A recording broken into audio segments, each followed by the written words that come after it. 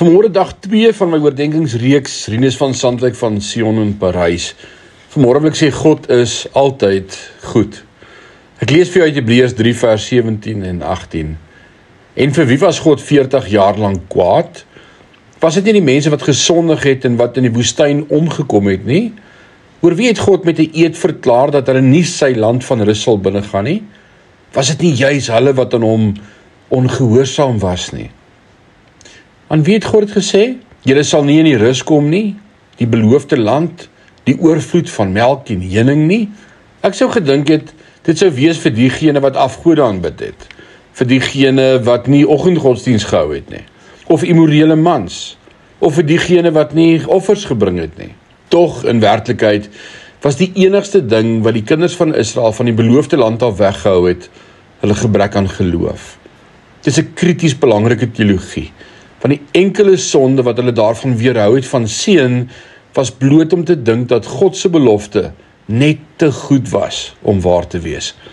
Julle kan 'n oorvloedige, geesvervulde, suksesvolle, opwindende Christelike lewe lei as julle, in plaas daarvan om te sê, God kan my nie seën nie, want ek was nie by die kerk nie, of ek het op my man geskree, of ek het nie gereeld oggendoordenkings gehou nie.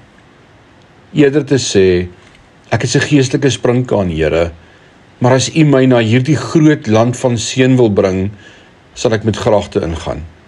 Die sonde van Hebreërs 3 is enkelvoudig. Dis nie hoerery nie, so vernietigend as wat dit ook mag wees. Dis nie afgodery nie, so hartseer as wat daardie sonde is. Dit is net om nie te glo hoe goed God is nie. Kom ek deel die les wat my jare en jare geneem het om te verstaan.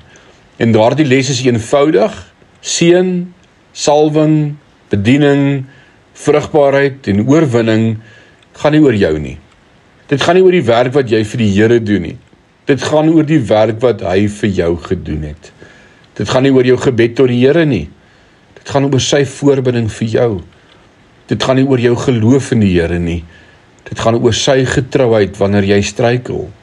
Dit gaan alles daaroor dat hy die held, die gebedsvegter, die oorwinnaar, die vriend en die getroue een is. Mag God jou seën in hierdie dag. Amen.